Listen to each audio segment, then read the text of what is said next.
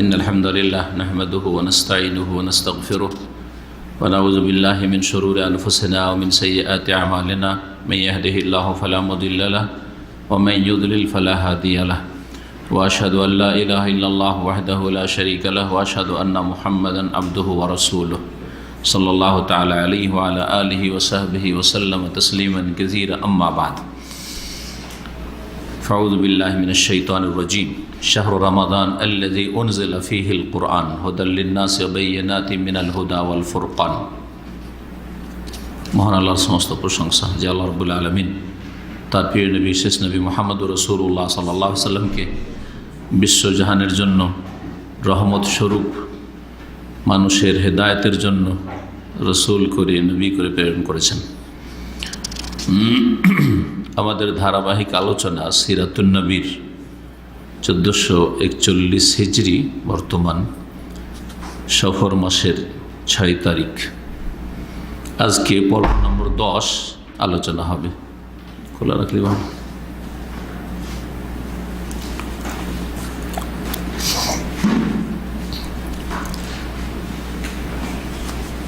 গত সপ্তাহের আলোচনা ছিল নবী করিম সাল্লাল্লাহু আলাইহি ওয়াসাল্লামের নবুয়ত প্রাপ্তি এবং সুসংবাদ। নবুয়ত প্রাপ্তি, নবী সাল্লাল্লাহু আলাইহি ওয়াসাল্লাম 40 বছর বয়সে নবুয়ত পেলেন। জি হ্যাঁ, ওই সময় রাসূলুল্লাহ সাল্লাল্লাহু আলাইহি ওয়াসাল্লামের কাছে যখন প্রথম জিবরাইল আলাইহিস সালাম আসেন তখন ভয়ভীত হয়েছিলেন, দুশ্চিন্তায় ভুগছিলেন, মানসিক অশান্তিতে ছিলেন। সেই সময় তাকে সান্ত্বনা দিয়েছিলেন উম্মুল মুমিনিন খাদিজা রাদিয়াল্লাহু তাআলা আনহা, কয়েকটি ভালো বৈশিষ্ট্যের কথা উল্লেখ করে যে এমন বৈশিষ্ট্য যার মধ্যে আছে সেই ব্যক্তিকে আল্লাহ কখনো লাঞ্ছিত করবেন না, অপদস্থ করবেন না, তার ভাগ্য খারাপ করবেন না, সর্বনাশ করবেন না। জি হ্যাঁ, এর থেকে আমাদের শিক্ষার বিষয় রয়েছে। নবী সাল্লাল্লাহু আলাইহি ওয়াসাল্লামের সিরাত পড়া মানে শুধু কিচ্ছা কাহিনী পড়া নয়, আর এটা উদ্দেশ্য আমাদের মোটে নয়, এতে কোনো লাভও নেই। সিরাতুন নবী থেকে যদি কিছু শিখে বাস্তব জীবনে সেটাকে প্রতিফলিত করতে পারেন, আমলে পরিণত করতে পারেন, নিজেকে সংশোধন করতে পারেন, নিজেকে যদি গড়ে তুলতে পারেন, নবী সাল্লাল্লাহু আলাইহি সাল্লামের মতো চরিত্রবান হতে পারেন, তার অনুসারী হতে পারেন জীবনের প্রতিটি ক্ষেত্রে, তাহলে আপনি সফল। নবীর জীবনী শুনে বা পড়ে তাতে 4টি কথা ছিল, আশা করি মনে আছে আপনাদের। কি?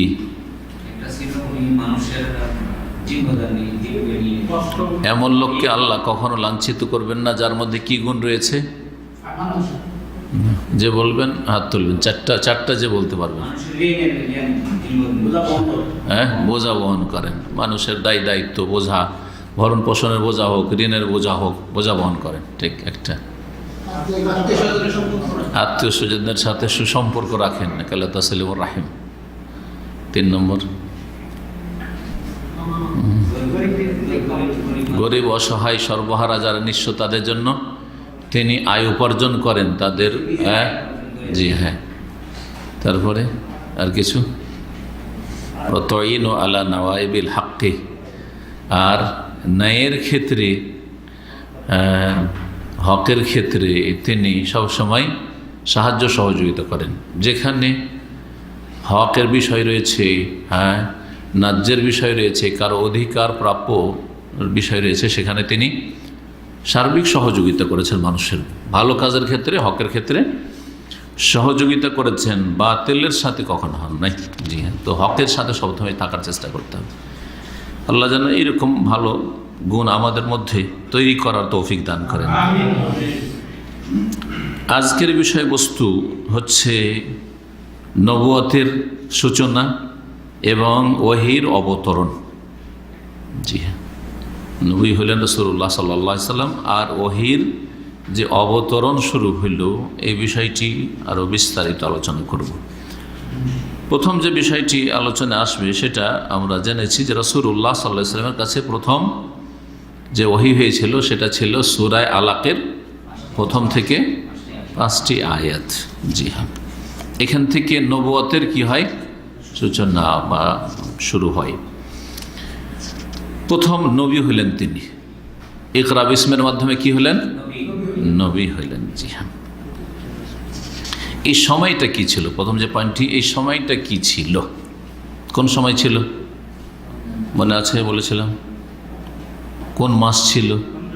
রমজান মাস। তাহলে রমজান মাস ছিল, আর রমজান মাসের সেটা কদরের রাত ছিল। কি ছিল? লাইলাতুল কদর ছিল, সেটা কদর রাত ছিল। কারণ আল্লাহ রাব্বুল আলামিন কোরআনে কারীমে সূরা বাকারায় ইরশাদ করেছেন যে সিয়াম রমজান আয়াতগুলি রয়েছে 185 নম্বর আয়াত। কি আছে? শাহরু রমাদান আল্লাযী উনজিলা ফীহিল কোরআন। রমজান এমন একটি মাস যেই মাসে আল কোরআন নাযিল হয়েছে, মানে আল কোরআন নাযিল হওয়া শুরু হয়েছে। আল কোরআন নাযিল হয়েছে মানে আয়াতের প্রসিদ্ধ তাফসির, দুটো তাফসির রয়েছে, দুটি বলছি এখানে। প্রসিদ্ধ যেটি তাফসির প্রথম, সেটি হচ্ছে কোরআন নাযিল হওয়া শুরু হয়েছে। তো শুরু হয়েছিল ইকরা বিসমে, সেটা ছিল কদরের রাতে রমজান মাসে। জি হ্যাঁ।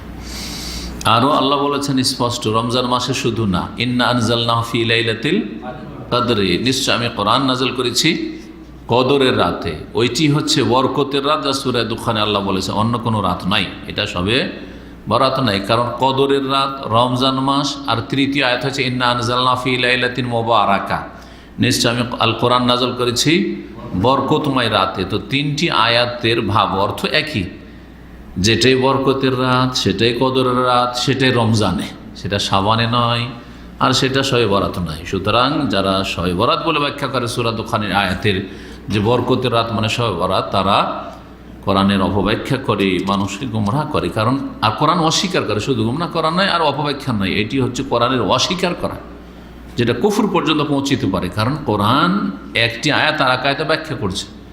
আপনি যদি বলেন কোরআন নাযিল হয়েছে বরকতের রাতে, আর ওইটা অন্য রাত, তো আল্লাহ যে স্পষ্ট বলছেন ইন্না আনজালনাহু ফী লাইলাতিল কদর, আমি কদর রাতে নাযিল করেছি। আল্লাহ যে বলছেন রমজানে নাযিল করেছি, আপনি শাবানে কি করে বলছেন? তো মুকাজ্জিব লিল কোরআন, সেই কোরআনকে অস্বীকার করলো বা এই আয়াতকে বিশ্বাস করলো না। সহিহ হাদিস দ্বারা এটাও প্রমাণিত যে এই দিনটি বা রাতটি, যেই রাতে কোরআনুল কারীম প্রথম নাযিল হয়েছিল, সেই রাতটি ছিল সোমবারের রাত। সোমবারের রাত ছিল। জি, সোমবারের রাত। দেখেন রাসূলুল্লাহ সাল্লাল্লাহু আলাইহি ওয়াসাল্লামের জন্ম হচ্ছে সোমবারে, কোরআনের ওহী শুরু হচ্ছে সোমবার। তো ইয়াউমুল ইসনাইন, সোমবার রাতটি এদিক থেকে গুরুত্বপূর্ণ। জি, জুমাবারের পরে সোমবার রাতটি গুরুত্বপূর্ণ। জি, সময়টা ছিল ফজরের একটু আগের সময়, সাহারির সময়, যেটা সহুরের সময়, যেই সময়টায় আল্লাহ রাব্বুল আলামিন বান্দার অত্যন্ত নিকটবর্তী হন। কোথায় আসেন? প্রথম আকাশে আসেন। আল্লাহর আসা, আল্লাহর আগমন, আল্লাহর আগমনের মতো, আল্লাহর মতো। আপনার আসা আপনার মতো, সৃষ্টির আগমন সৃষ্টির মতো, আর স্রষ্টার আগমন স্রষ্টার মতো, কারোর সাথে কোনো তুলনা নেই। কিন্তু যেহেতু হাদিসে এসছে সহিহ মুসলিমের, সুতরাং আমরা বিশ্বাস করব যে ইয়ানজিলু রাব্বুনা তাবারাক ওয়া তাআলা কুল্লা লাইলাতিন ইলা সামাঈদ দুনিয়া, প্রতি রাতে রব্বুল আলামিন তাবারাক ওয়া তাআলা প্রথম আকাশে, নিকটবর্তী আকাশে, যেটা দুনিয়ার কাছাকাছি আকাশ, সামাউদ দুনিয়া, সেখানে আসেন। তারপরে বান্দাদেরকে ডাকেন যে যে চাইবা চাও দেব, যে দোয়া করবা দোয়া করো, দোয়া শুনবো, হ্যাঁ, যে ক্ষমা চাইবা ক্ষমা করব। জি হ্যাঁ, এইভাবে আল্লাহ ডাকেন। এই সময়টা যখন হিনা ইয়াবকা সুলুসুল লাইলিল আখির, রাতের শেষ তৃতীয় অংশ যখন অবশিষ্ট থাকে, যেটা হচ্ছে সাহার, সহুরের সময়।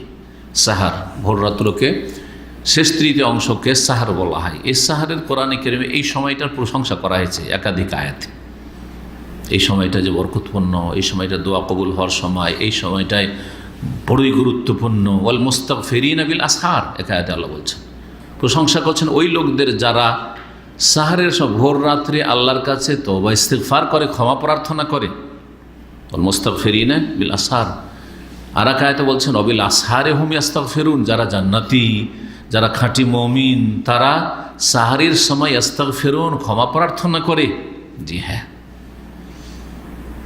তারপর নূহ আলাইহিস সালাম, নূহ আলাইহিস সালাম না, লূত আলাইহিস সালাম, হ্যাঁ, তার পরিবারকে ওয়ানাজ্জাইনাহুম বিসাহার, নাজ্জাইনাহুম, ভোর রাত্রে তাদেরকে আযাব থেকে নাজাত দিয়েছিলাম, আর কাফেরদেরকে ধ্বংস করেছিলাম।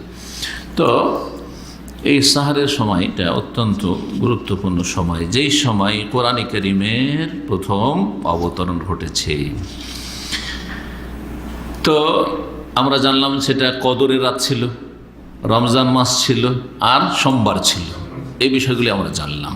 জি হ্যাঁ, কদরের রাত তো কয়েকটা, তাই না? কয়েকটার মধ্যে একটাতে একদিন হইতে পারে, সেটা রমজানের শেষ দশকের যে কোনো বেজোড়ে হতে পারে, 21 হতে পারে, 23 হতে পারে, 25 হতে পারে, 27 হতে 29 হতে পারে। এখন প্রশ্ন বা জানার আমাদের কৌতূহল যে সেই রাতটা কোন রাত ছিল।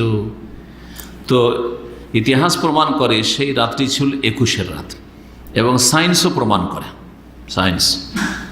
কারণ সেই বছরের হিসাব করে দেখা গেছে যে সেই বছরের সোমবার রমজান মাসে ছিল, যেই সোমবারটি 21 তারিখ পড়ে, 21 তারিখ পড়ে।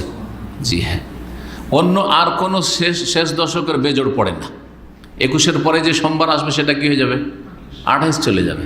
তার আগের হয়ে গেলে এখন কদর রাত আসেইনি, তাহলে সেটা ছিল 21-এর রাত। জি হ্যাঁ।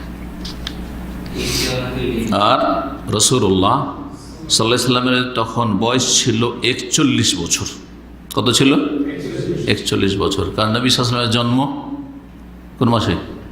যদি ইখতিলাফ আছে, তারপরেও যেটা প্রসিদ্ধ সেটাও রবিউল আউয়াল, যেটা গবেষকরা প্রাধান্য দিচ্ছেন সেটাও রবিউল আউয়াল, হয় 9 না হয় 12। এই দুটো যতগুলি উক্তি আছে, আরও অনেক উক্তি আছে, 5-6টি বা 7টি, কিন্তু তার মধ্যে এই দুটি বেশি প্রসিদ্ধ। তো 9 রবিউল আউয়াল হলো সেটা রবিউল আউয়াল। তো রবিউল আউয়াল থেকে রবিউল আউয়াল এই করতে করতে আপনার হয়ে যায় কি 40 বছর পুরা হয়ে যায়। আর তারপরে তখন যে রমজানটা আসে তাহলে কি হয়ে যায়, সেটা আরবি মাস হিসাবে 41 বছর ছিল। তো যেটা এমনি প্রসিদ্ধ যে নবী সাল্লাল্লাহু আলাইহি ওয়াসাল্লাম 40 বছর নবুয়ত পেয়েছেন, এটা হচ্ছে মোটা কথা, মোটা কথা বুঝেন তো, মানে সূক্ষ্ম কথা নাই। জি হ্যাঁ, 41 বছর তখন বয়স ছিল। সেই দিনটা ইংরেজি মাস হিসাবে 10ই আগস্ট ছিল, 610 ঈসাই। জি, ঈসাই বলেন আপনারা খ্রিস্টাব্দ অনেক ওলামার পছন্দ করে না, বা ধার্মিক লোকেরা পছন্দ করে না। জি, তো তখন রাসূলুল্লাহ সাল্লাল্লাহু আলাইহি ওয়াসাল্লামের বয়স ছিল 40 বছর 6 মাস 12 দিন। 40 বছর 6 মাস 12 দিন বয়স ছিল। এটা হচ্ছে সানা কামরিয়া, চাঁদের মাস হিসাবে। আর আপনার ইংরেজি মাস হিসাবে তখন নবী সাল্লাল্লাহু আলাইহি ওয়াসাল্লামের বয়স ছিল 39 বছর 3 মাস 12, 22 দিন। কতদিন বললাম? 39 বছর 3 মাস 22 দিন। জি, তো মোটামুটি দুটোর সমন্বয় 39 বলবো না, 41 না বলে, এই জন্য প্রসিদ্ধ হয়েছে কি যে নবী সাল্লাল্লাহু আলাইহি ওয়াসাল্লাম 40 বছর বয়সে নবুয়ত পেয়েছেন। এই ছিল নবুয়ত সম্পর্কে বিস্তারিত আলোচনা, এই দিনটি নিয়ে তাহকিক। আর তারপরে ওহীর একটা বিরতি ঘটেছিল, ওহী থেমে গিয়েছিল, যেটাকে আরবি ভাষায় ফাতরাতুল ওহী বলা হয়। জি হ্যাঁ, এই ওহী থেমে গেছিল কতদিনের জন্য? কেউ বলছে বেশ লম্বা একটা সময়ের জন্য, আর কেউ বলছে অল্প কিছু দিনের জন্য। জি হ্যাঁ, যারা বলেছেন অনেক বেশি সময়ের জন্য, যেটা বছর 2 বছর বা তারও বেশি, এই কথাটি সূক্ষ্ম নয়। কারণ এটা হইতে পারে না যে একটা ওহী আসলো আর তারপরে 2-2.5 বছর কোনো ওহী আসে না, এটা হইতে পারে না। এজন্য এটাকে গবেষক আলেমারা বলেছেন ঠিক না এটা, এই সিরাতের এই কথাটি, বরং বেশ কয়েকদিনের জন্য ওহীটা বন্ধ হয়ে গিয়েছিল ইকরা বিসমে নাজিল হওয়ার পরে। ওই সময় রাসূলুল্লাহ সাল্লাল্লাহু আলাইহি সাল্লাম আরও চিন্তিত হয়েছিলেন আর ব্যস্ত হয়ে পড়েছিলেন যে হলোটা কি, এইরকমটা হইল কেন, আবার এমনটা হইল কেন, আর কোনো কিছু নেই, কি ব্যাপার। জি হ্যাঁ, তো এই জন্য শেখ সাফিউর মুবারকপুরী রহমতুল্লাহ আলাইহি বলছেন, ওয়াকানাল ওয়াহিউ কাদ ফাতারা, ওহী বন্ধ হয়ে গিয়েছিল, আনকাতা থেমে গিয়েছিল, বাদা আউয়ালে নুজুলিহি ফি গারে হিরা, হিরা পাহাড়ের গুহায় প্রথমবার ওহী নাজিল হওয়ার পরে। এই ওহীর যে বিরতিটা, থেমে যাওয়াটা ছিল ওয়াদাম হাজাল ইনকিতা আইয়ামান, কয়েক দিনের ছিল, কয়েক মাসের বা বছরের ছিল না। জি, এটা হচ্ছে সঠিক। এতে নবী সাল্লাল্লাহু আলাইহি ওয়াসাল্লাম বড়ই চিন্তিত হয়েছিলেন আর বড়ই মানে তিনি যেমন ধরেন একটা শোকের ছায়া তার জীবনে নেমে আসে, এরকম হয়েছিল। এই সময় আল্লাহ রাব্বুল আলামিন কেন বিরতি দিলেন? এটা একটা প্রশ্ন। হিকমত কি, রহস্য? যে ওহী নাযিল হলো, ওহী আসতে থাকবে, কিন্তু মাঝখানে থেমে গেল কেন? রাসূলুল্লাহ সাল্লাল্লাহু আলাইহি ওয়াসাল্লাম প্রথম চোটে যেহেতু খুব ভয় পেয়ে গেছিলেন মানুষ হিসাবে, আর তারপর থরথর করে কাঁপছিলেন, জ্বর চলে এসেছিল, আর শীত লাগছে, ঠান্ডা লাগছে, আমাকে কম্বল জড়িয়ে দাও এই বলছিলেন। তো ওই সময় যাতে করে তার মনোবলটা আর মজবুত হয়ে যায়, আর তারপর তার ভয়ভীতি যেটা তার মধ্যে ঢুকেছে সেটা দূর হয়ে যায়, এটা উদ্দেশ্য যারা গবেষক হলমারা তারা উল্লেখ করেছেন। আর তারপরে আর কিছু যে আসবে এর জন্য তিনি যেন মানসিক দিক থেকে প্রস্তুত হয়ে যান, এই প্রস্তুতি যেন নিতে পারেন, আর আগ্রহ বাড়ে।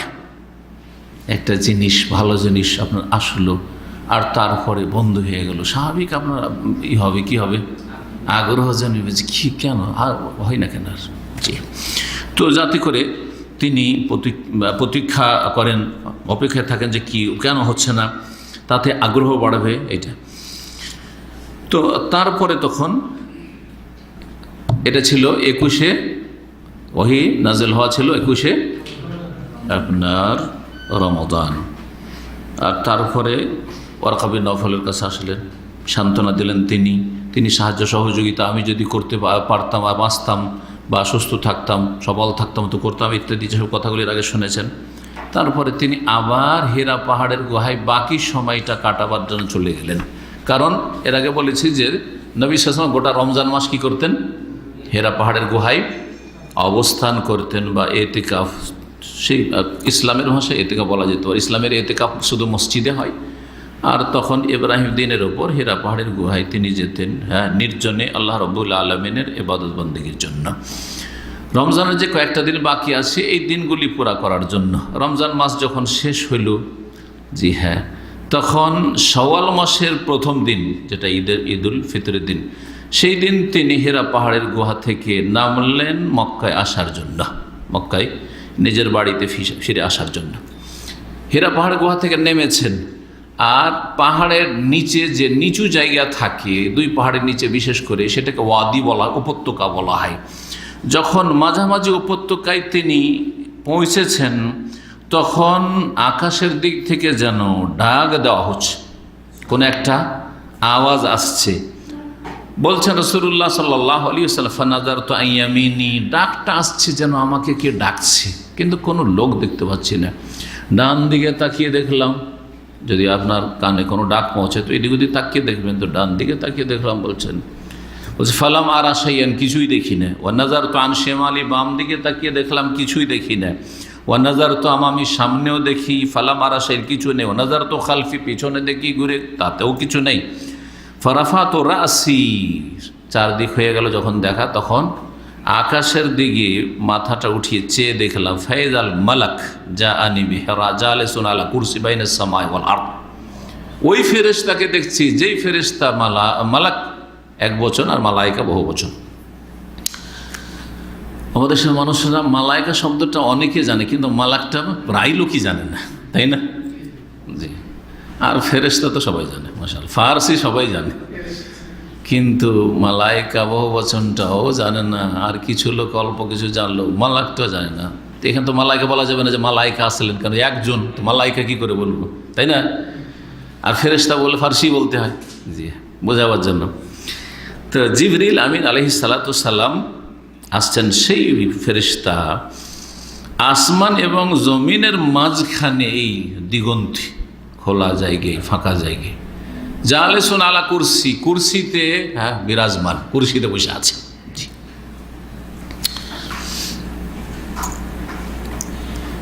সেই ফেরেশতা দেখে ফাজুইস্তু মিনহু রুবান, বলছেন তাতে আমার ভয় পেয়ে গেলাম। এইরকম অবস্থা দেখে আবার ভয় পেয়ে গেলাম। তখন তো দেখছি হেরা পাহাড়ের গুহায়, এখন দেখছি আরে বিশাল, একেবারে আকাশ আর জমিনের মাঝখানে। জি, ভয় পেয়ে গেলাম। হাত্তা হাওয়াই তো এলাল আরজে, এমনকি আমি মাটিতে পড়ে গেলাম ভয়ে। সুবহানাল্লাহ, মানুষ যখন ভয় পায় তখন নিজেকে কেউ সামলাতে পারে না, কেউ সামলাতে পারে না। ভয়, ওইরকম ভয় পাননি, সেজন্য বুঝতে পারবেন না। ভয়ের মেলা স্তর আছে, তাই না? মেলা স্তর আছে। আল্লাহু আকবার।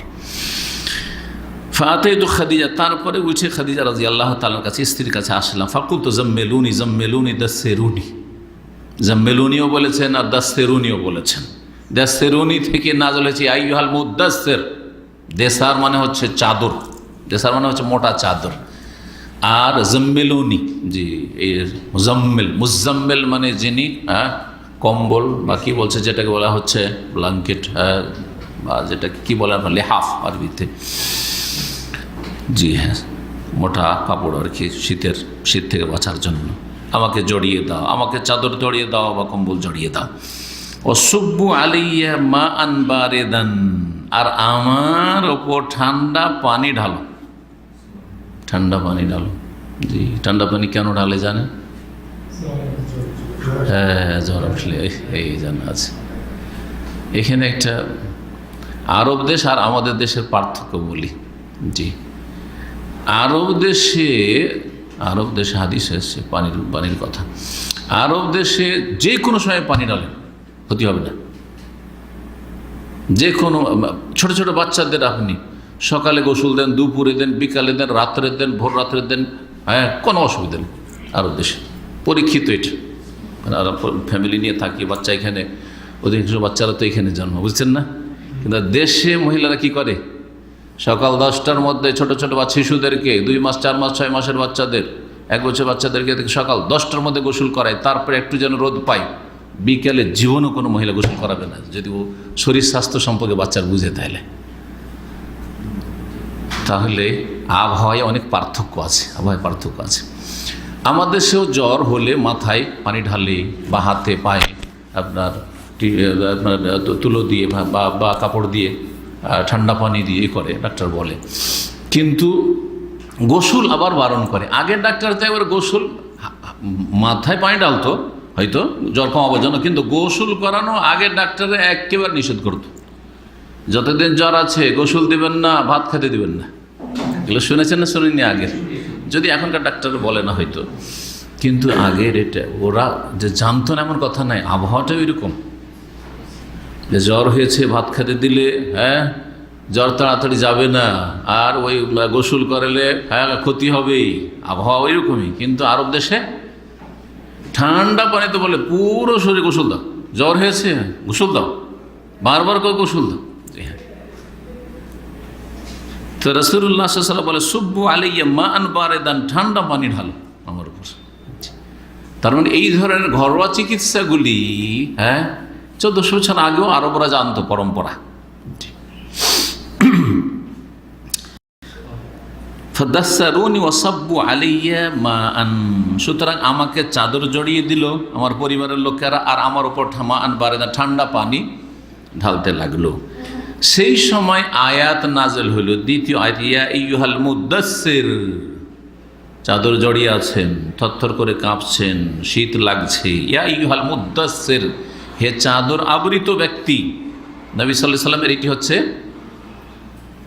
উপাধিবাচক নাম, লাকাব। জি, ওই সময় চাদর জড়িয়েছিলেন, সেজন্য নবী সাল্লাল্লাহু আলাইহি সাল্লামের গুণবাচক নাম হচ্ছে কি?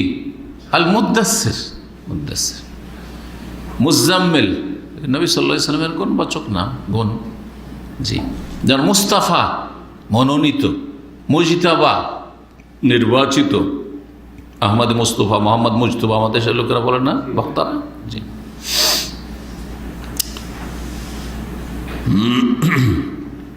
ইয়া আইয়ুহাল মুদাসসির মানে কি বললাম? হে চাদর আবৃত। কুম, এখন হুকুম হচ্ছে কুম, দাঁড়াও। ফাআনজির, সতর্ক সাবধান করো। কি করো? সতর্ক সাবধান করো। ও রব্বাকা ফাকাব্বির, আর তোমার প্রতিপালকের বড়ত্ব মহত্ব ঘোষণা করো, বড়ত্ব ঘোষণা করো, তাকবীর পাঠ করো। বড়ত্ব ঘোষণা শুধু মৌখিক নয়, মুখের বড়ত্ব ঘোষণা করা আল্লাহু আকবার বা যে কোনো আল্লাহর গুণগান, কিন্তু অন্তর থেকে বড়ত্ব ঘোষণা করা যে আমার কাছে সবচেয়ে বড় আল্লাহর জাত এবং সিফাত, আল্লাহর সত্তা এবং গুণাবলী, আল্লাহর রুবুবিয়ত, আল্লাহর উলুহিয়ত, আল্লাহ রাব্বুল ইবাদত বন্দেগী, আল্লাহ রাব্বুল আলামিনের আনুগত্য। জি হ্যাঁ, আল্লাহর বিধান মেনে চলা, আল্লাহ নিষিদ্ধ কথা কাজ থেকে বেঁচে থাকা, এটা হচ্ছে আমার লাইফের সবচেয়ে বড় কাজ। আল্লাহ আকবার শুধু মুখে পড়া নয়, এটা দিয়ে আপনাকে ট্রেনিং করানো। এই যে নামাজে কতবার করে আল্লাহ আকবর আল্লাহ আকবর আল্লাহ আকবর আল্লাহ আকবর করছেন, জামরাতে পাথর মারছেন আল্লাহ আকবর আল্লাহ আকবর, হ্যাঁ, শয়তানকে লাঞ্ছিত করার জন্য। এইখানে হাজির আসওয়াদে চুমা দিতে যাচ্ছেন আল্লাহ আকবর, শুধু মন্ত্র পাঠ করছেন। এই দিয়ে আপনার লাইফটাকে চেঞ্জ করার উদ্দেশ্য।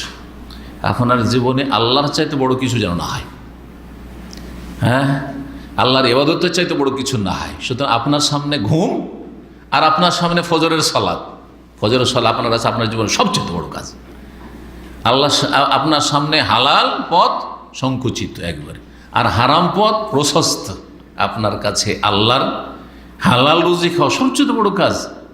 জীবনটাই পাল্টে যাবে এইভাবে যদি আল্লাহর বড়ত্ব ঘোষণা করেন। কিন্তু শুধু মুখে যতই তকবীর পাঠ করেন, আল্লাহু আকবার আল্লাহু আকবার আল্লাহু আকবার আল্লাহু আকবার, খুব তসবিহ করছেন আর খুব তকবীর পাঠ করছেন, কোনোদিন জীবনে পরিবর্তন ঘটবে না।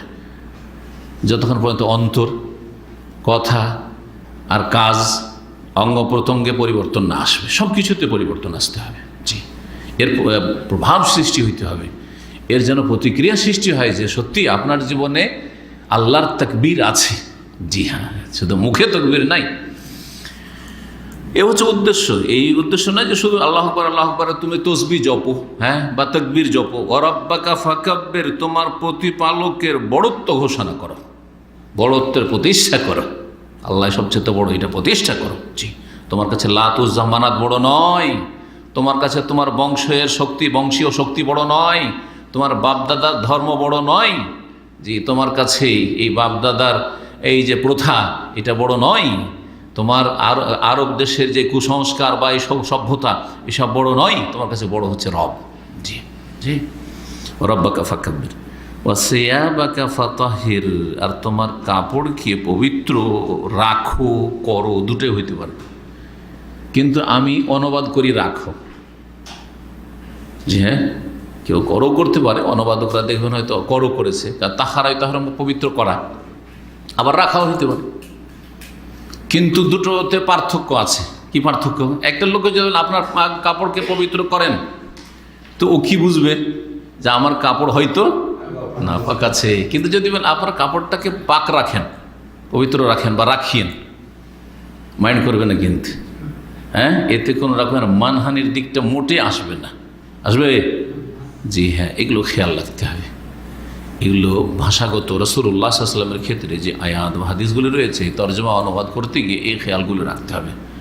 ওয়াজাদাকা দাল্লান ফাহাদা, আল্লাহ বলছেন নবীকে দাল্লান। দাল্লান মানে কি? দাল্লানের একটি যেটা অর্থ আমাদের দেশের, হ্যাঁ, গুমরাহ হয়। দাল্লান মানে পথভ্রষ্ট, তাই না? দাল্লান মানে দিশেহারা, দাল্লান মানে হ্যাঁ পথহারা, দাল্লান মানে যেটা সবচেয়ে এর মধ্যে ভালো দিশেহারা। কি করব, কিভাবে আল্লাহর ইবাদতবন্দি করব? হ্যাঁ, আমি আপনাদেরকে শেখাই আমার আলোচনাতে, যে এর আগে বলেছি যে দিশেহারা, তাহলে বেয়াদবি হবে না, বুঝছেন না? কিন্তু যদি গায়রিল মাগদুবি আলাইহিদ দাল্লিন, আল্লাহ পথভ্রষ্টদের পথ দেখায় না, দাল্লিন বহু বচন আর দাল্লান এক বচন, একই শব্দ। তো ওই অনুবাদ যদি এখানে করেন, দাল্লিন এখানে খ্রিস্টানদের সম্পর্কে বা খ্রিস্টান চরিত্রের মানুষদের, যারা অজ্ঞ এবং এলেমও নেই আর আমলও খারাপ, তাদেরকে দাল্লিন বলা হয়েছে। আপনি যদি ওয়াজাদাকা দাল্লান নবীর ক্ষেত্রে এখানে যদি দাল্লান মানে ওইটা বলেন, তো যারা নবী সাল্লাল্লাহু আলাইহি ওয়াসাল্লামের ভক্তি খুব বেশি রাখে কিন্তু অজ্ঞতা আছে, ও ভাববে যে আপনি বড় বেয়াদব, আপনি নবীর কি করলেন, অবমাননা করলেন, তাই না? হিকমতের খেলাফ। আর ঘটেছে এরকম। এই জন্য কোরআন হাদিসের ইলম ভালো করে হাসিল করতে হবে এবং কোনখানে কীভাবে বলতে হবে এই জ্ঞানগুলি থাকতে হবে। কি বলছিলাম? যদিও বলেন ওয়াজাদাকা দাল্লান, আল্লাহ বলছেন যে তোমাকে আল্লাহ পেয়েছিলেন দিশেহারা। দিশেহারা, কোন দিকে যাব, কি করবো, আল্লাহ কেমন করে তোমার ইবাদতবন্দি করবো, সবাই তো এই শিরিক করছে। ফাহাদা, অতঃপর আল্লাহ তোমাকে রাস্তা দেখালেন। কত সুন্দর হয়ে গেল, কত সুন্দর হয়ে, কেউ আপনাকে অপবাদ দিতে পারবে না যে তুমি বেয়াদবি করে দিলে। দিশেহারা ছিল যতক্ষণ পর্যন্ত ওহি আসেনি, কিছু জানতেন না তিনি। এই জন্যই তো তিনি ইবাদতবন্দিতে গিয়ে হেরা পাহাড়ে গুহায় গিয়েছেন যে আল্লাহ আমাকে ভালো লাগে না এদের শিরক আর কুফরি আর এদের কুসংস্কার, এসব আর এসব ভালো লাগে না, এদের বাতিল ধর্মকর্ম। এখানে কি তর্জমা করবেন? ওয়াসিয়াবাকা ফাতাহির, তোমার কাপড়কে পবিত্র রাখো, কারণ তোমাকে ইবাদত বন্দেগী করতে হবে, রবের সাথে সম্পর্ক রাখতে হবে, আর রবের সাথে সম্পর্ক ইবাদত বন্দেগীর মাধ্যমে রাখতে হবে। আর ইবাদতের একটা গুরুত্বপূর্ণ শর্ত হচ্ছে শরীর পাক থাকা, কাপড় পাক থাকা, আর ইবাদতের স্থান পাক থাকা, পবিত্র থাকা। সুতরাং তোমার কাপড়কে কি রাখো? তোমার বস্ত্রকে পবিত্র রাখো। ওয়াসিয়াবাকা ফাতাহির। আর একটি তাফসির করি, যে তাফসিরটা অনেকে করেছেন, কিন্তু এই তাফসিরটা অজানা তাফসির, অল্প কিছু মুফাসসিরগণ করেছেন। জি হ্যাঁ, আরও প্রাচীন কবিতা থেকে এই অনুবাদটা নিয়েছেন। সিয়াম মানে এমনি তো কি হয়, মানুষ যে কাপড়টা পরিধান করে বস্ত্র, সেটা কি বলে? সিয়াব বা সৌব। এই সৌবটাকে সাকে তা করা অভ্যাস। এখান থেকে জুব্বার নাম আপনারা কি বলছেন? তোপ বলছেন। তোপ না, এটা সৌব। আসলে শব্দটা কি? সৌব। সাকে কি করে তা করেছেন, দিয়ে ওইটা না, ওইটা হয়ে গেছে তোপ হয়ে গেছে। জি হ্যাঁ, যেমন সুকবাকে তুকবা করে দিয়েছেন আপনারা। এই খবর, এটা সুকবা আসলে সা দিয়ে লেখা আছে, কিন্তু ইংরেজিতে যেহেতু টিএইচ করা আছে, আর ইংরেজি দেখে পড়েন, এমনকি আরবি দেখে পড়লে ওই তুকবা তুকবা তুকবা, আসলে তুকবা নেই, তা নেই মোটি, ওখানে তা আছে। আরবি দেখেন সা আছে, 3টে নোক্তা দেওয়া আছে, বোঝা গেছে না? সুকবা। তো ঠিক ওই রকমই সবটা কি হয়ে গেছে? তোপ হয়ে গেছে। ও সিয়াব বা সিয়াব আসলে বস্ত্র বা কাপড় একে বলা হয়। তো কাপড় বলে এখানে কলব, হৃদয়, অন্তরকে উদ্দেশ্য করা হয়েছে। অন্তরকে কি করা হয়েছে? উদ্দেশ্য করা হয়েছে। কারণ বস্ত্র দিয়ে শরীর ঢাকা আছে, আর শরীরের বক্ষের ভিতরে কি আছে? হ্যাঁ, কলব আছে, হৃদয় আছে। জি হ্যাঁ, এটা উদ্দেশ্য করা হয়েছে। এটা প্রাচীন যুগের মুআল্লাকা কবিতা আছে, নবী সাল্লাল্লাহু আলাইহি সাল্লামের আমলের কবিতাগুলো। তার আগে জাহিলিয়াতের যুগে, তার আগেরও কিছু কবিতা আছে। সেই কবিতাগুলিতে কবি তার হৃদয়কে আর তার প্রেমিকার হৃদয়কে সিয়াব বলে ব্যক্ত করেছেন, কাপড় বলে ব্যক্ত করেছেন। ফাসল্লি সিয়াবাকি মিন সিয়াবি তানসুলি, তোমার কাপড়কে আমার কাপড় থেকে, তোমার বস্ত্রকে আমার বস্ত্র থেকে আলাদা করে নাও। মানে তোমার কলবে যে আমার স্থান হয়েছে, আর আমার হৃদয়ে যে তোমার স্থান হয়েছে, তুমি আমাকে তোমার অন্তর থেকে বের করে দাও, আর আমি তোমাকে অন্তর থেকে বের করে দিচ্ছি। তো ওখান থেকে মুফাসসিরগণ কেউ কেউ এই তাফসির করেছেন। এই তাফসির করলে নতুন একটা তাফসির আমরা জানতে পারবো নবী সাল্লাল্লাহু আলাইহি সাল্লামের ওই সময়ের যে মানসিক অবস্থা সম্পর্কের, মানসিক অবস্থার সাথে আয়াতের সম্পর্ক আছে। ওয়াসিয়াবাকা ফাতাহির মানে তাহলে কি হয়ে গেল? ওয়াকালবাকা ফাতাহির, তোমার হৃদয়কে কি করো? পবিত্র করো। হৃদয়কে পবিত্র করো। নিশ্চয়ই শিরক কুফরি থেকে নয়, কারণ তার অন্তরে শিরক কুফরি অপবিত্রতা ছিল, নাপাকি ছিল না, সবসময় ঘৃণা করতেন। তাহলে এখানে কোন বিষয়টি এখানে তাহির পবিত্র করো বলে বোঝানো হয়েছে? সেটা হচ্ছে মনের ভিতরে, অন্তরে যে দুশ্চিন্তা ছিল, ভয় ভীতি ছিল, পেরেশানি ছিল, এই সবগুলিকে তুমি দূর করে দাও। এসব থেকে অন্তরকে কি করো? পবিত্র করো। দুশ্চিন্তা দূর করো, তোমার পেরেশানি দূর করো, নার্ভাস হয়ে না, তুমি মনকে শক্ত করো। সিয়াবাকা ফাতাহির। জি, আর আগেরটা তো বুঝতে পারলেন যে ইবাদত বন্দেগীর জন্য কি করতে হবে ইসলামে? তাহারাত শর্ত, এই কথা বোঝানো হয়েছে। ওর রুজা, যদিও তখন সালাত ফরজ হয়নি, কিন্তু তাহারাত মানুষের প্রথম থেকে জরুরি। জি হ্যাঁ, এই জন্য হয়তো তাকিদ করা হয়েছে। ওর রুজা ফাহজুর, এই রুজা ফাহজুরের দুটি তাফসির রয়েছে। একটা যেটা প্রসিদ্ধ তাফসির আমরা তাফসিরি কিতাবাদিতে পাই, সেটা হচ্ছে রুজ মানে হচ্ছে প্রতিমা পূজা বা শিরক, আর ফাহজর মানে পরিত্যাগ করা, হাজারে এহজর মানে ত্যাগ করা। তো রুজা ফাহজর মানে তুমি শিরকি কর্মকাণ্ডকে কি করো? পরিত্যাগ করা। নবী সাল্লাল্লাহু আলাইহি ওয়াসাল্লাম শিরকি কর্মকাণ্ডে ছিলেন না, কিন্তু সতর্ক করা হয়েছে যে আগামীতে যেন এমন না হয়, কারণ তোমার সাথে সংঘর্ষ বাঁধবে, সংঘাত হবে, দ্বন্দ্ব শুরু হবে হক বাতিলের। তখন তোমার বংশের লোকেরা চাপ সৃষ্টি করবে, প্রলোভন দিবে, হ্যাঁ, তাদের বাতিল ধর্ম আর প্রতিমা পূজার ধর্ম কবুল করার জন্য। খবরদার, ওয়ার রুজা ফাহাজ্জর, তুমি প্রতিমা পুতুল পূজা কি করো, পরিত্যাগ করো। এটা একটি অর্থ। কিন্তু এখানে শেখ সাফিউর রহমান মোবারকুর রহমতুল্লাহ আলাই অন্য আর একটি তফসির করেছেন, উল্লেখ করে, সেটা একটা গুরুত্বপূর্ণ তফসির। সেটা হচ্ছে রুজ মানে হচ্ছে আজাব, রুজ মানে হচ্ছে আল্লাহর আজাব। কোরআন কারিমে রুজুন আজাবের অর্থে না হইলেও অন্য আয়াতে রিজুন এসছে। বিভিন্ন জাতির ওপর যে আজাবগুলি এসছে ওগুলোকে রিজ বলা হয়েছে। রিজাম মিনাস সামাই, আকাশ থেকে আজাব নাজিল হয়েছে তাদের উপর, কোরআন কারিমে এরকম আয়াতে এসছে। তো এখানে তাহলে কি অর্থ হবে, ও রুজা ফাহজুর মানে আল্লাহর আজাব থেকে তুমি কি করো, দূরে থাকো। ফাহজুর মানে কি বললাম, পরিত্যাগ করা, পরিত্যাগ করা মানে দূরে থাকা। তো আল্লাহর আজাব থেকে কি করো, দূরে থাকো। আল্লাহর আজাব থেকে কেমন করে দূরে থাকবেন, আল্লাহর আজাব নাজিল হওয়ার, আল্লাহর আজাব গজব আসার যে কারণগুলি রয়েছে সেগুলি থেকে দূরে থাকা। জি, আল্লাহ যখন অসন্তুষ্ট হন তখন আল্লাহর আজাব আসে। আল্লাহর অসন্তুষ্টি তাহলে কারণ আছে মানব জীবনে, যে আল্লাহর আজাব, আল্লাহর গজব কখন নাজিল হয়, যখন আল্লাহ রাব্বুল আলামিন কি হয়ে যান, অসন্তুষ্ট হয়ে যান। তো আল্লাহ রাব্বুল অসন্তুষ্টির কারণগুলি থেকে, আজাব আপতিত হওয়ার কারণগুলি থেকে তুমি দূরে থাকো। বলছেন ইবতাইদ আন আসবাব সাখাতিল্লাহি ওয়া আযাবিহি, আল্লাহর অসন্তুষ্টি এবং আজাবের কারণগুলি থেকে তুমি দূরে থাকো। অরুজা ফাজর কিভাবে এটা বলছে, ওয়াজালিকা বিতাআতি ওয়া তারকি মাসিয়াতি, এটা আল্লাহর আনুগত্য করার মাধ্যমে এবং আল্লাহ রাব্বুল আলামিনের নাফরমানি থেকে বেঁচে থাকার মাধ্যমে। আল্লাহর আনুগত্য করবে এবং তার নাফরমানি বিরুদ্ধাচরণ থেকে বেঁচে থাকবে। একজন মানুষ যখন আল্লাহর আদেশ নিষেধ মেনে চলবে তখন আল্লাহর আনুগত্য করলো, তা এর নাম হচ্ছে তা।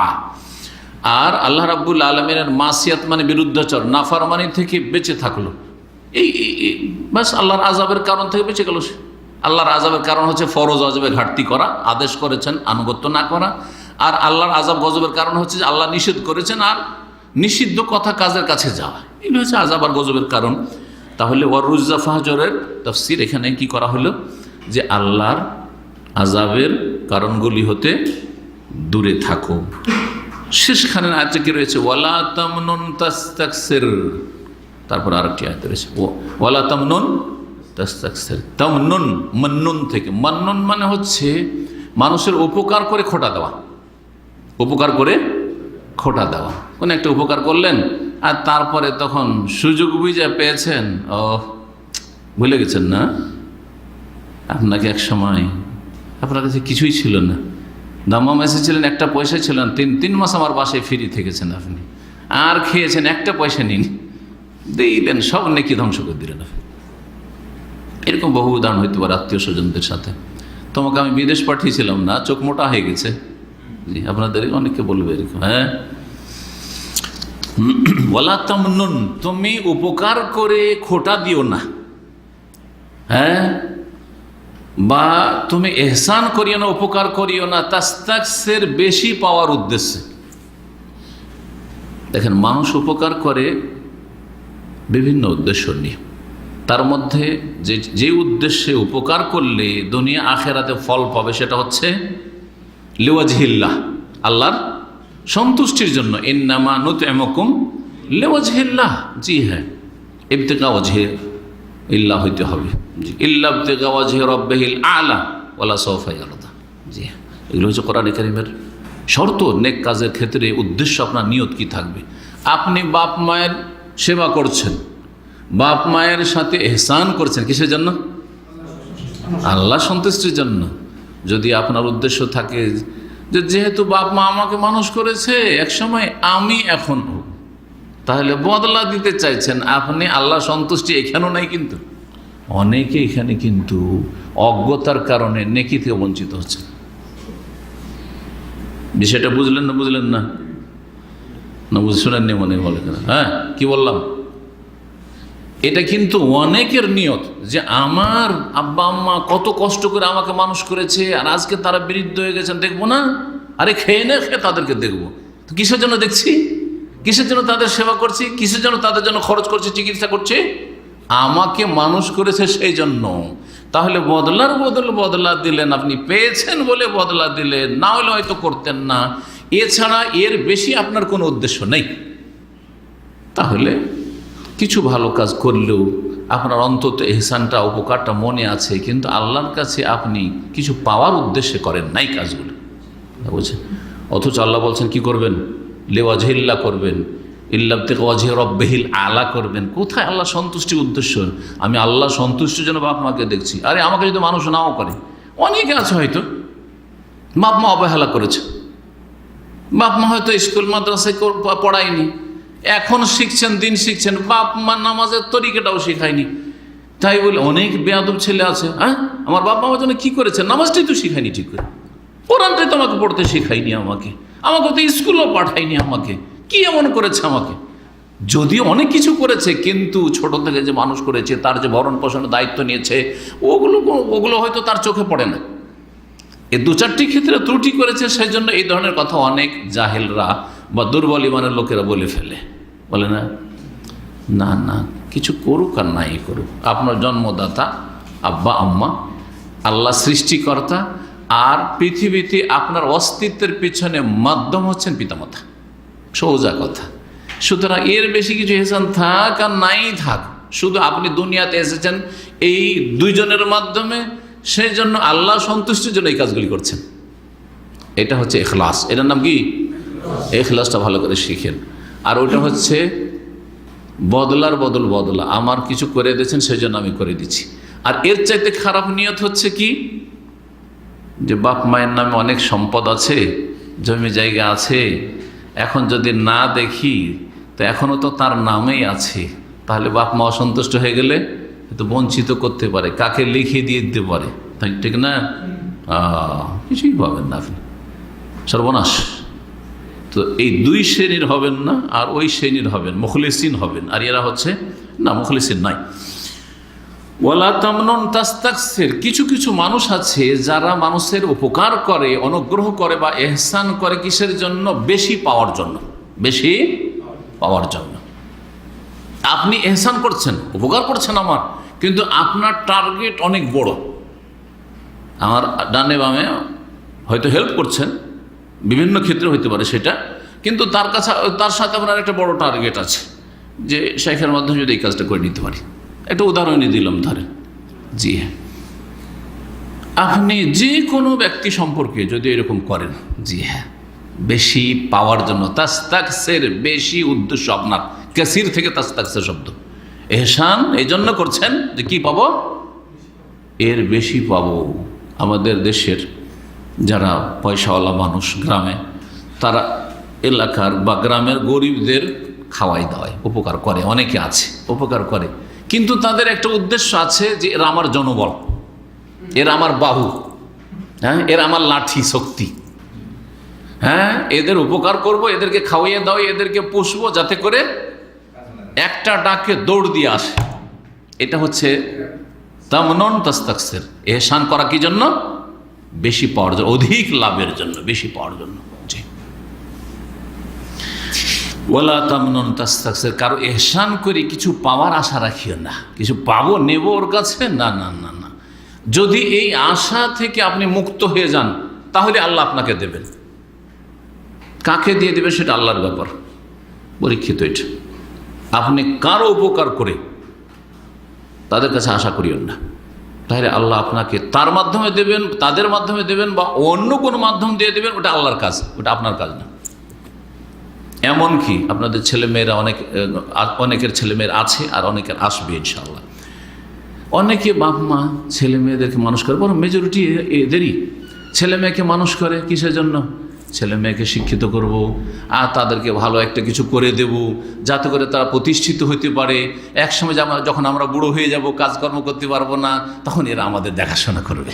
কি এটাই তামনুন তাস্তাকসির না? আপনি এহসান করছেন আপনার ছেলের অথবা মেয়ের তাদেরকে মানুষ করে দিচ্ছেন, তাদের কাজের যোগ্য করে দিচ্ছেন। কিসের জন্য? কিছু পাবো সেই জন্য। তাস্তাগফির, বেশি আশা রাখছেন না। না, তাদের কাছে আশা রাখেন, তাদের কাছে মোটে আশা রাখবেন না, রবের কাছে আশা রাখবেন। এইখানেও যেন এইটা থাকে লিওয়াজহিল্লাহ। যেমন ছেলেমেয়েরা যে ভালো কাজটা করবে বাপ মায়ের ক্ষেত্রে ইন্নামা নুতইমুকুম লিওয়াজহিল্লাহ করবে, তেমনি বাপ মায়েরও সেটি হওয়া উচিত। এটা হচ্ছে ইখলাস, এর নাম হচ্ছে ইখলাস। আর কিছু বাপ মা আছে তারা হয়তো ছেলে মেয়েদের কাছে এই ধরনের আশা রাখে না, কিন্তু আর একটা জিনিস আছে, সেটাও ইখলাস নাই। সেটা মানবতার খাতিরে, মানবতার খাতিরে, সামাজিকতার খাতিরে, হ্যাঁ, নিজের একটা সুনাম হবে, এই সুনামের খাতিরে আমার ছেলে মেয়েগুলো যদি মানুষ হয়ে যায়, শিক্ষিত হয়ে যায়, তো আমার একটা সুনাম হবে যে আমার ছেলেরা এত উন্নতি করেছে, এই করেছে, সেই করেছে। কি পেলেন আপনি? আল্লাহর কাছে কিছু পাবেন? কিছু পাবেন না। তো বিষয়গুলো বোঝার চেষ্টা করবেন। নবী করিম সাল্লাল্লাহু আলাইহি ওয়াসাল্লামকে দেখেন, কোরআনে কারীমের এটা দ্বিতীয় পর্ব। প্রথম পর্ব পড়া, এলেম শিখা আর লিখা। ভালো করে শোনেন, প্রথম পর্ব হচ্ছে ইসলামের শিক্ষা, হচ্ছে পড়ো, লিখো আর এলেম শিখো। জি, কারণ এলেম ছাড়া, লেখাপড়া করা ছাড়া আর কলম ব্যবহার করা ছাড়া কোনো জাতি প্রতিষ্ঠিত হইতে পারে না। এটা হচ্ছে কোরআনের প্রথম শিক্ষা।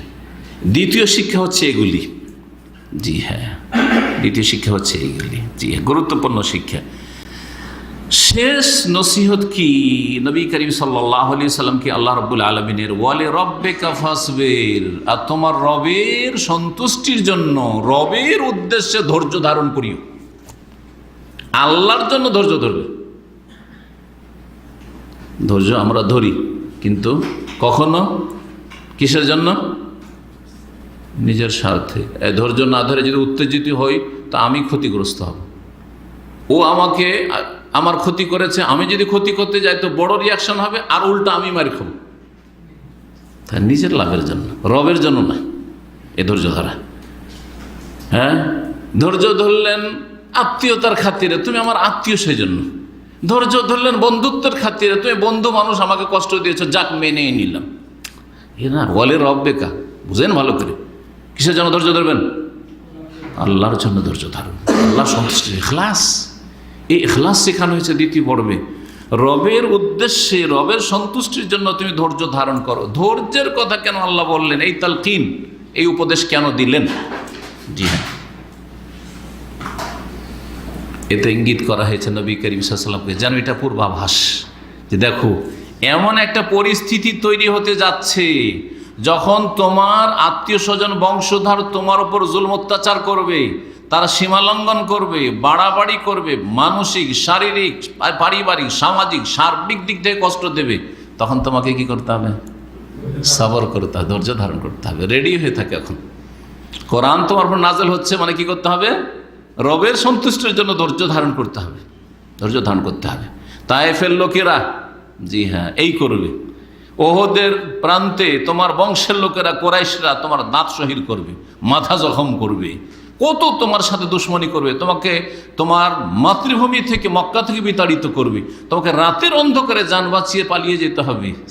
জি হ্যাঁ, জি হ্যাঁ, তোমাকে তাদের বিরুদ্ধে অস্ত্র ধারণ করতে হবে, জিহাদের ময়দানে মজবুত হয়ে দাঁড়াইতে হবে, যদিও সংখ্যালঘু তুমি থাকবে। ওয়ালি রাব্বিকা ফাসবির, সবসময় ধৈর্য ধারণ করতে হবে, ধৈর্য ছাড়া কোনো উপায় না।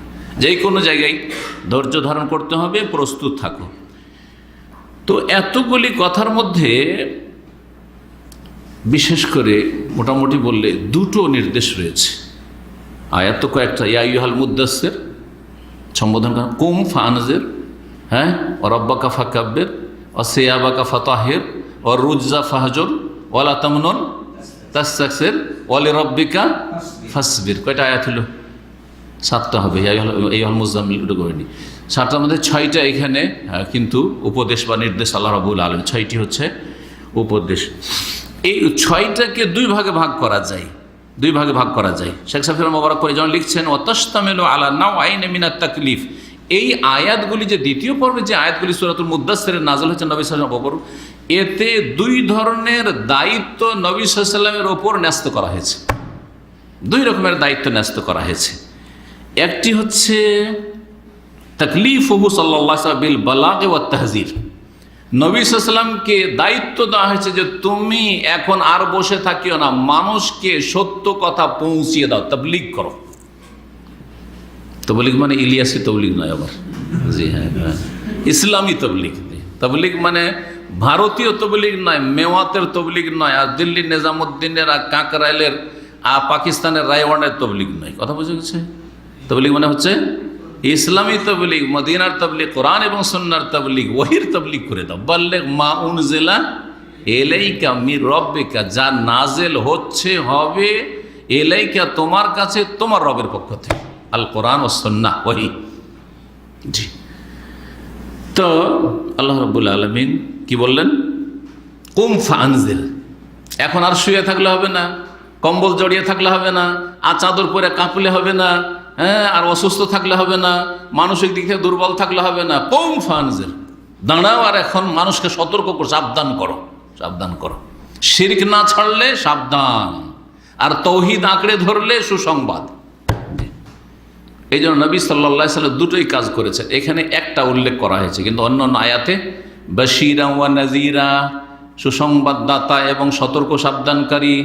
হ্যাঁ, ইন্না আরসালনাকা শাহিদান ওয়া মুবাশশিরান ওয়া নাযীরা, মুবাশশির মানে সুসংবাদদাতা, ওয়া নাযীরা বা মুনজির, ইন্নামা আনতা মুনজির, হে নবী তুমি হচ্ছে সতর্ক সাবধানকারী।